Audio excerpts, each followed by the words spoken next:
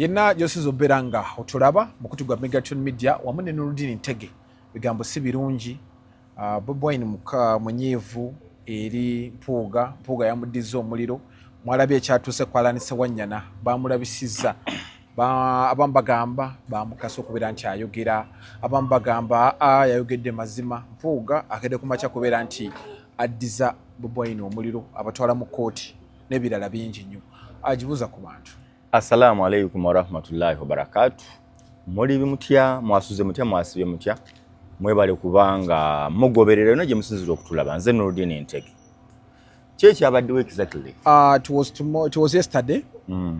Then twabadde ku kitebe awo no principal ekitebe kya Nuupu principal ya Kampala wa yaviriddeyo n'ayita Alanisa Wanyana. Alanisa Wanyana ng'amubuuza ani asiba abantu ensonga ziva ku Edi Mutwe. Edi Mutwe bamusiba era abantu bonna basibye nga Edi Mutwe babasibidde Masaka. Ensonga ziva Masaka.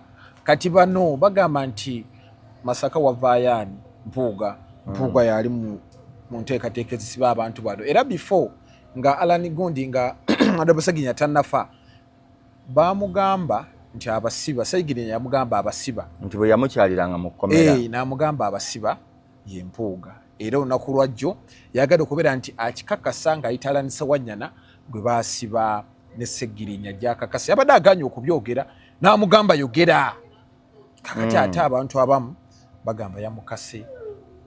Twabadde tukyali awo Mpuuga n'avaayo n'ayanukula n'agamba nti abatwala mu kooti olw'ebigambo bino bye bamwogeddeko bamusibako amatu g'embuzi okumuliisa engo awo tuli otyo lw'amaanyi. Olunaku lwa leero Bobi Wine ageze n'aba nga akyalirako Edi Mutwe gy'ali era bakkirizaako abantu 8 nga kugenda okumulabako embeera bwetyo bweri abaana babasiba Mpuuga yali mu kintu.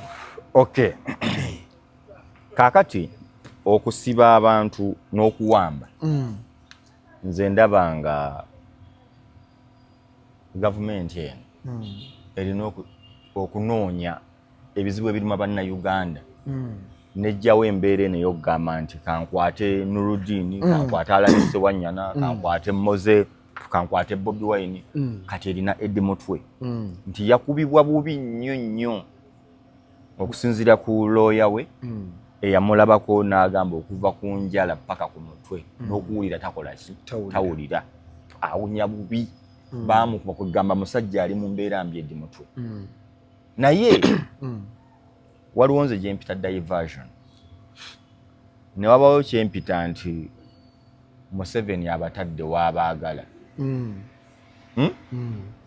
nti Museveni lwaki akuteeka w'ayagala nti tuli mu struggle bawambye Edi Mutwe mu kuwamba Edi Mutwe waliwo ne yavaayo ne yeewaana nze mmukola ki nze mmulina mu kuyiga Lunyankole naye ng'amulina ye direct competitor and enemy of Nuupu and opposition.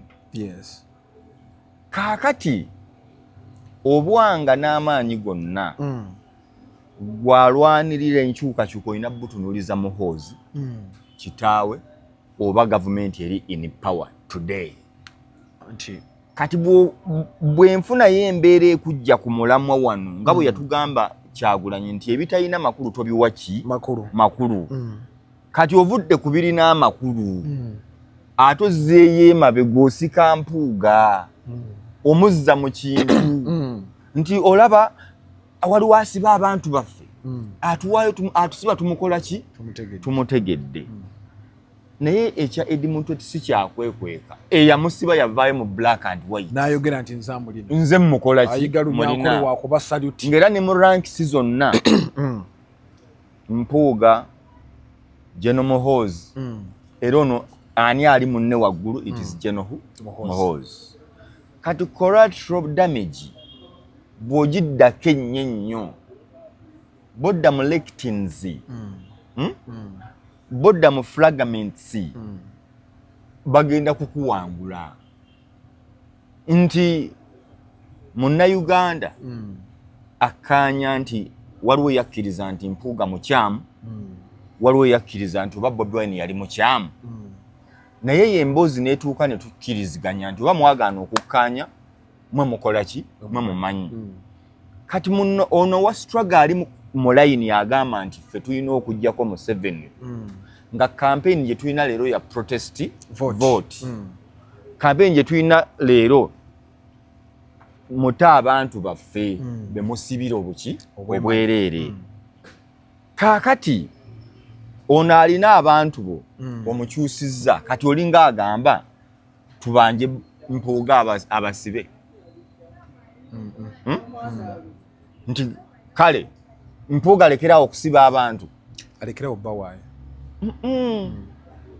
ku mulembe gwa Besigye bwaba waliwo abeefuddisi wano bajja kubuulira era waliwo abantu abaawambibwa ne basibwa nga Mpuuga tali mwefuddisi nga Sinawero si wano mwefuddisi abawaayo abantu bo weebali akwata kati okukwata Edi Mutwe kyetaaga kukugamba era ne waba tebamugambye amukwata amwagalire akwata Edi Mutwe ali mu intimidation ali mu kutya atiisatiisa kankwata Edi Mutwe aliranye Bobi Wine kati gwataliranye Bobi Wine gwe kenyini wepimira olabe olaba bakwata Mutwe ono ali ku gadi y'omukulu kati tekyetaaga Nurdin gamba Edi Mutwe wuuyo mukwate no akwata Edi Mutwe ali mu kusiga butiitiizi mu public eri bafutu soja nti ekijja si muntu kiralamu ekijja si muntu bwaba si muntu ki kintu kiri awo kyali yenni kiri awo kinkekenke tekizannya ekijja si muntu nti sibamu bibyokola ki kubanga tomanyi bw'ogenda kudiiringa nakyo kati bw'amala okuteeka mu mbeera eyo kyebayita fix akutadde mu fix omulala akiyita in the middle of nowhere tomanyi oba odde eno tomanyi oba edde eno there are times bagamba nti omusaya bamita Peter Drury yagamba Iniesta doesn't know where to look and he doesn't know where to go oguno omwogezi omupiira oyo Peter Drury baakuba Barcelona goolo 4 oba zaali 3-0 ne baleeta Messi Iniesta nga ayise mukono ku mitwe bwati Messi nga atudde bwati kati ko Peter Drury he doesn't know where to go he doesn't know where to look okitegeera kati bamaze okuteeka okwa-isolating obwongo n'ogamba naye nveeyo naki mpuuga ono ova ku mulamwa sigala ng'emmundu ogitokoseza mu 7 lumba oli sigala ng'emmundu ogitokoseza Muhoozi ne basajja be kati tugeze oyagala kuŋŋamba singa bukya God forbid Mpuuga n'afa leero gwakiwakanya awakanya bye ŋŋamba tukitwale Mpuuga afudde leero tebajja kuddamu kuwamba bantu waliwo ayinza okinkakasa wano nti singa Mpuuga afa leero okukwata abantu kuvaawo kuba tukitwale nti yabawaayo oba Abedi Bwanika ate bali Masaka eyo gye akabinja gye kali oba Abedi Bwanika okukwata abantu n'obbasibira awantu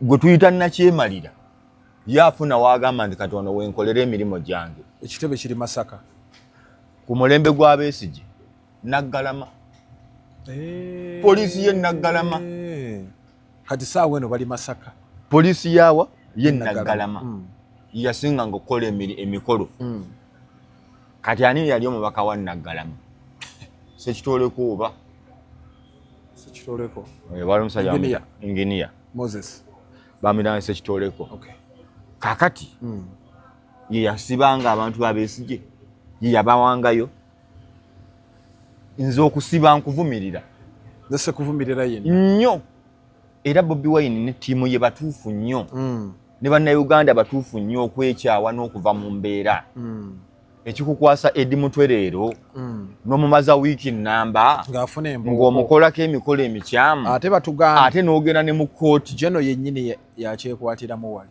si kugamba yagamba yakyogera bw'ati nisinjula mulina wano kati nno leero Bobi Wine avuddeyo jeno yatulugunya awo byayogedde bituufu awo aba ali ku mulamwa aboolekeza gwe kikwatako You want to say that olutalo luno olwampuuga ne Bobby General Muhoozi ne President Museveni be balufuna ate be basinga odufunamu bano bana kubanga Mpuuga ne Bobby Wine buli omu ali mu kuwangula munne ani asinga naye nga be bakubuuza bw'owangula Mpuuga ofuga Mpuuga bw'owangula Bobby Wine oba ofuze wali argument ogitegedde ngitegedde bulungi nti Mpuuga bw'osigala ng'olwanyisa olabisa okakkanya Kyagulanyi nti abo badongo bayimbi bafala tebaasoma bayaaye sigenda kukola ono byakola kuba gye yava tumanyiyo otegedde sirimu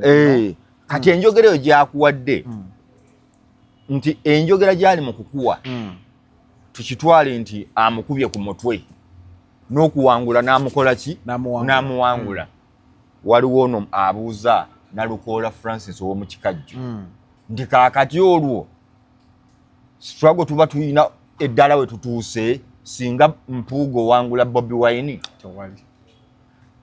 vice versa Bobby Wine oyise Alan Ssewanyana ng'ekigendererwa kulaba ng'erinnya Mpuuga lifulumayo eke kano ke yakoze nga Alan yakugamba yabadde teyeebuzaabuza Alan nga bw'osoma body language ne psychology ng'osoma byayogera omanya bumanya nti azze nti lwaki batusibira e Masaka naaga sijja kuswaza mukulu Alan omukulu agambye naye kantambulire mu bigere bye naye ate sigenda kulimba nnyo Alan Ssewanyana atya atandika bw'ati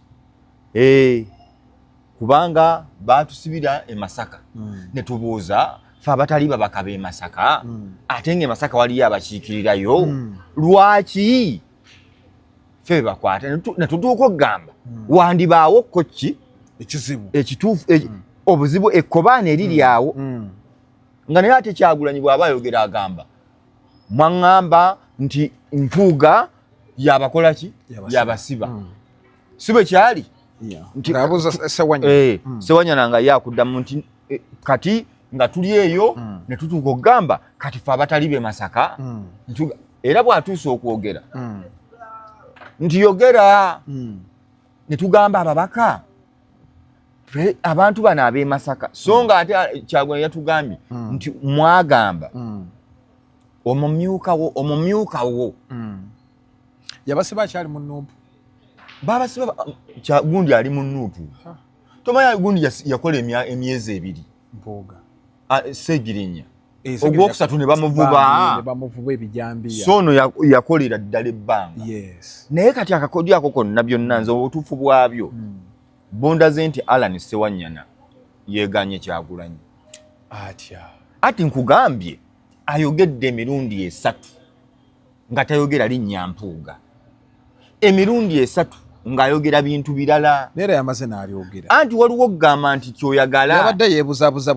abadde teyeebuzaabuza lwaki teyazze n'agira n'abeera straight forward nti Mpuuga naye yabadde ayita eno ekitegeeza yabadde azibira Mpuuga yabadde tamuzibira yabadde mu mbeera nti ono ye mukama wange Kyagulanyi ate mu public ebiseera ebisinga era abantu abaali banenya Hildaman kuwabula mukama we mu public nti mukama wange bino ebintu bya copyright tewabitegeera bulungi naye ensonga yali bweti ne bweti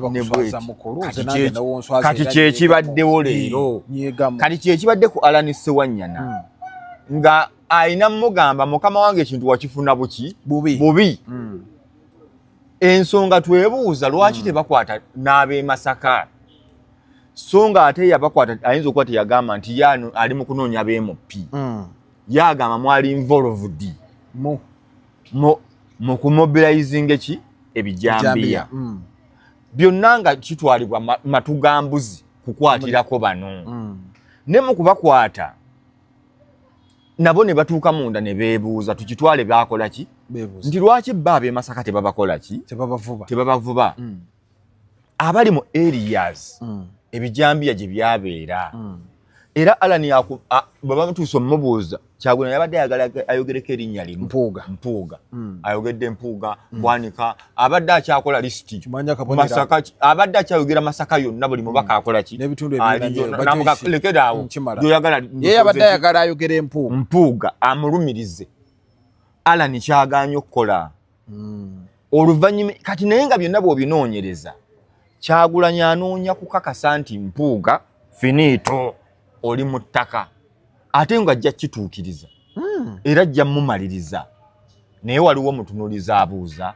bw'omaliriza Mpuuga bakubuuza bw'omaliriza Mpuuga tufunyeemu anti ye president agamba tugenda kubalabisa ate okulabisa kirala okulabisa kutuufu naye waliwo ate gw'ogaanye okulabisa amaanyi gano gossa ku Mpuuga bw'ogasse nnyo ate ku Muhoozi tuyinza omumalako emirembe ffe n'aduuka n'okuyita ewano nga takyanywa mazzi ayinza obutagano anti waliwo lwotuuka n'ogamba ne mu bantu gye nnalaga ngenda kulabika ntya kati bino byonna ebigambo ebyogedde singa byolekezeddwa Museveni kati gwe kyogamba nti Bobi Wine amaanyi tagateeka nnyo ku Mpuuga agateeka wali ku ntebe Mpuuga ono kuba ye talina makulu ne bw'omuwangula osigala nga bw'obadde ng'ate amaanyi g'omutaddeko singa ogatadde ku Muhoozi olinako siteepu gy'okola ki gy'otuuseeko nkutegedde awo nti waliwo wiini gy'ofuna owabula mukulu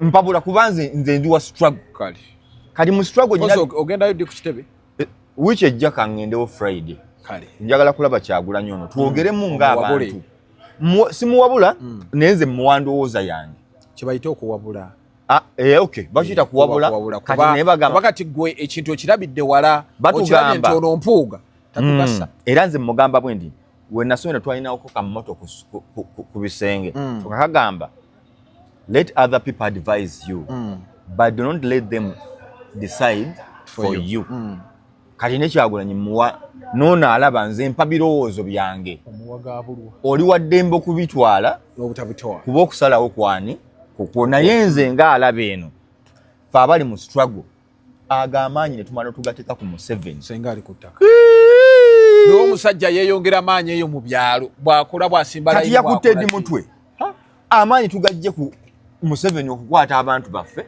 ate tugatadde kwani ku Mpuuga senga tusigala wali anti nze nenkubuuza nti gwe logically bw'oba ogamba ndi mukyamu akabuuzo kange kaddemu ng'oli w'amazima singa Mpuuga afa leero ne Bwanika Museveni taddamu kuwamba bantu abawamba taddamu kusiba asiba kati bw'aba akyasobola okusiba eno dikoyi kateebe kakodyo kulaga kino naye ng'ekituufu kiriwa eno so Museveni and Muhoozi are playing a decoy card nga akutadde mu kakodyo akafu akulimbalimba naye nga akulaga kiki kituufu gwe n'okagwamu kati mukagwamu ani abawangudde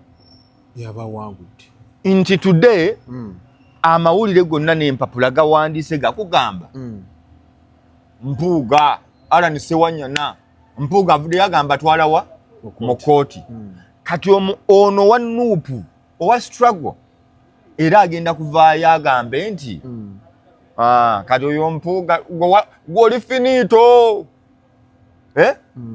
kati n'abitekisi aveeyo agambe akasajja ako akemba ng'ani agamba akemba ng'ani agamba akemba abitekisi agambe nze nabagamba dde akasajja ako kayina ettima naye nga byayogerako nti kayina ettima tebigatta ku Nuupu wabula bitoola ku ki ku Nuupu Nuupu eba Kyagulanyi aba awangudde ng'awangudde Mpuuga naye ate bakubuuza Museveni oba omuwangudde nga bwe tutambulira ku mbeera yaffe nti Bebe Cool ayogedde ebintu tumuleke Mpuuga ayogedde ebintu tumuleke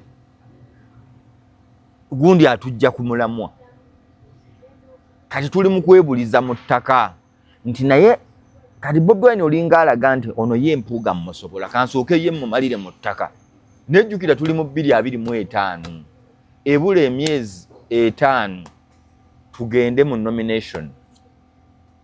Age nomination etandike. Wali enambole bwetuba tuddayo. Naye bakubuuza ebizibu ebirima Buganda, ebizibu ebirima Busoga, ebizibu ebirima Nkole, Bunyoro, West Nile, simanya wa, Pakwaki, Maracha, gwe yogera yonna gy'oyagala.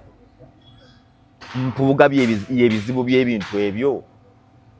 Olowooza tuba tetuva ku mulamwa, twamuteeka eri Mpuuga. Tusigale wano ku bbala, tusigale mu layini etutwala wa mu maaso. Bw'ogamba nti ogenda kuva ku Muhoozi odde ku Mpuuga, muganda wange Mpuuga ojja muwangula nga bw'okyagala. Ati one time ojja kumaliriza omumezze nga takyalina kyali. Naye abatunulizi bakubuuze, did you win the war? Did you win the war? Okitegedde? Osobola okuteeba goal. Nalabye omupiira gwa Inter Milan ne Barcelona.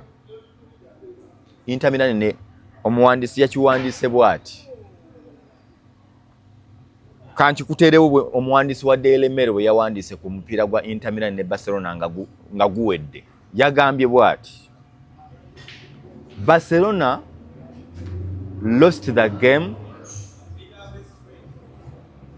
won it, and lost it again. Eyagula byotegera kyategeeza. Barcelona lost the game, won it, and lost it again. Wagulabye bakulembera Barcelona goal 2-0 Inter Milan ngezigiteebye. Barcelona nejja neekuba goal 2 negatta mu yekinana ndoza mu 8 neeteeba goal ey'okusatu nga Inter Milan na 2. Olwo yali eguwangudde. Ng'ebula seconds 9 eddakiika 1.5 omusajja n'akola equalizer. Ne gufuuka 3-3. Ne tugenda mu extra time. Oba dakika ya 15. Omusajja n'akuba wiina. Inter Milan ate neewangula. Barcelona neddeeka. Kati oli akubuuza bwe wabadde oteeba amagoolo gano ng'omaze okuteeba goolo ey'okusatu, omusajja alina goolo 2, wabadde olina kusigala ng'olumba oba wabadde olina kustrengtheninga defense yo okumakinga sure maintaininga your lead? Barcelona yasigadde ekakasa nti ono musobola. Omusajja n'amukuba equalizer. Mumukuba equalizer aye n'aleeta substitute eyakubye wiina. Bakubuuza Barcelona nnungi, yes. Inter Milan nnungi. Ani yabadde best w'olunaku? It is going to go down in history that Inter Milan yakuba Barcelona n'etuuka ne ku final. Yamukuba mu buli mbeera. Yagenda ku Camp Nou oba Nou Camp n'emukubirayo goolo 3-3. Najja wano n'amulaga nti nkukulembera, n'addamu n'amukulembera, ye n'amanya nti era muwangula bwe nti. Barcelona ali waka, alinze season ejja, tannakikkiriza. Bayamala omupiira gubatokotera mu mutwe. Nina musajja wange wamita Josh. Mu first half Barcelona yabadde ina 0. Josh ali awo Casablanca. Yankubira n'angamba, ne mugabe ebintu bya Zala biveeko. Zala mubi, tosiba mipiira. N'angamba Nudini ngenda kwerira ssente wano. Nina muwana ekyabiri kyange. Nti aha, ngenda teeka ssente ku Barcelona kuwangula. Omuyindi agambye Barcelona kuyitawo kasite wangula neeyitawo. Oba afuna $1,600,000 bw'ateeka mu 2. Ne mugamba Zala mubi, va ku mipiira, va mu kusiba Zala. Ate ne Barcelona gy'ogenda okusiba egenda kuliisa ssente zo. Joshi teyawulidde. Joshi ng'akwata ssente ze ng'ateeka ku Barcelona nga muwabudde mugamba zaala mubi eddiini tekkiriza zaala va ku zaala ne mugamba n'ekyokubiri ne Barcelona gy'osibirako ne bwe kuba kukuba bagenda kumukuba nti nze nkugambye Josh takyakwata simu zange baŋŋambye yabadde Casablanca eno enkuba yabadde yatonnya ekyekiro mwe yagendedde tetumanyi oba waali oba taliiwo. Inter Milan yasigadde focused nti bamaze okumuteeba eggoolo mu y'ekinaana bamuteebye kitegeeza abantu abali mu San Siro agenda bagamba ki n'agamba kati olina kusigala nga onoonya ggoolo toggalawo n'anoonya ggoolo n'agifuna tuvaayo. Josh Senezi zaaliriddwa Barcelona yasibyeko ebyayo eri eyo Catalonia ennaku egiruma balondo bazaagala kati bamanyi ekikopo tebakyasobola okujjako nga waliwo ekikyuseewo miracle Banunaki nga bazze ku nsi ne bagaffe tuwadde ono lwa mpaka naye nkuzaayo bw'oconcentratinga ku mpuuga gwe wa Nuupu bw'oconcentratinga okubuliza mpuuga mu ttaka okakasa ekikopo kya Champions League bagenda kukikuwa kanjogera olulimi lwe tumanye bw'oconcentratinga ku mpuuga gwe musajja wange wa Nuupu ekikopo bagenda kukikuwa ekya Champions League tukitwale nti kyetuwangula owangudde mpuuga nti mu mupiira osambye osaze bbaaka wa Inter Milan gwe Yamal era omusazi omuli bulala naye bakugambye tulina kati ggoolo 3-2 bakuwadde omupiira bagamba focus tugende eri basajja oba kati tugukwatirire gwogamba oli namusaze wali bwe namusaze ate n'asitukawo njagala musala tavaawo kati ogendayo okumusala osiripinga ogwa gwogenza okusala akwata omupiira ayisaamu through ball bakukuba ggoolo. Inter Milan kati erinze final Yamal ogenda kugenda bwe bakugamba emipiira gy'osamye mu Champions League n'owangula osobola okuteekamu gwa Inter Milan newankubadde wasazeesaze buli muntu. Bobi Wine Kyagulanyi Ssentamu ffe abali mu struggle tukugamba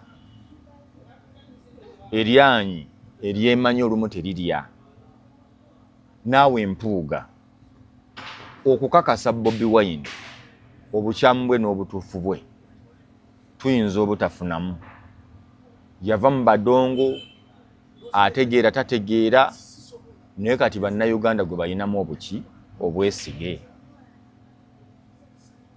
Nze ndowooza okusigala nga tusika omuguwa mmwe nga mpuuga gwe omuntu omukulu ow'ekitiibwa twalabya gesture eyali ennungi wano Namirembe mu Lutikko mu kusabira amazaalibwa ga baffe oba aga Ssaabasajja Kabaka wa Buganda. Ssaabasajja Kabaka wa Buganda Katikkiro namuwulidde nti kyali kiteeketeeke kigenderere okulaba nga mutuulako ewamu naye mulaga ne Katonda mwamukokoonya bukokoonya mwatuulamu butuuzi nga mulimba. Omulabi n'agamba nti ke bayingidde mu nju ya Mungu bakkakkanye bayingidde mu nju ya Mungu mu nju ya Katonda kitegeeza tebaliimu bakiitu makweka oba makweka nsaamu ng'olimba olaga kirala ng'otegeeza kiki kirala weesesa bwesesa naye nga byaddala munda oli munyiivu eri omuntu oyo.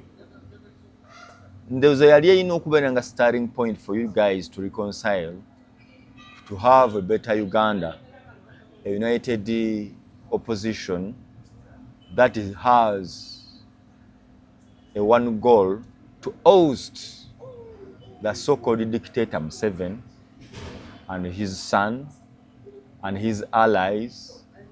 But if we put focus on Mpuuga, if we put focus on dismantling Mpuuga, if we put all our efforts to see that Bobi Wine fails, if Bobi Wine fails, do you win Mpuuga? And if Mpuuga fails or dismantled, Bobi Wine, do you think it is a, do you register a success for opposition? Do you think, Bobi Wine, if you dismantle and finish Mpuuga completely, does it add value to the opposition? Does it give you a win? Will you be announced the president of this country because Mpuuga lost? To my understanding, I think it is a big no. We can do better than this. And we put all our emphasis, the focus, on our main target. Who is our main target? Our main target is Yoweri Kaguta Museveni and his allies. My question today is, if Mpuuga is the problem, God forbid, if Mpuuga dies today or tomorrow, do you think Museveni will stop arresting innocent Ugandans? Do you think if Mpuuga and Bwanika dies tomorrow or today, you think we shall be announced the winners? Is that the plan we are having? That if Mpuuga dies today and his allies, it is a big step for the opposition in this country? We need to think again. We need to think again and see if Museveni is setting for us a decoy, a trap, that if they do this and this, they will start fighting each other. Now Mpuuga is fighting Bobi Wine. Mpuuga is fighting to see that Bobi Wine fails in all corners and in every manner. Bobi Wine the same. But the question to this foot soldier, the question to this person in Kabasanda who wants to see change, who wants to see a moving Uganda, is that the opposition we want in this country? If no, we need to think again. My name is Nudin Intege, and that is how I see things. You can subscribe, you can comment, you can advise. Mose, Nsibulanti. You can advise, you can subscribe, you can comment. Nze bwentyo bwe mbirabye. Tukwatagana ate omulundi omulala.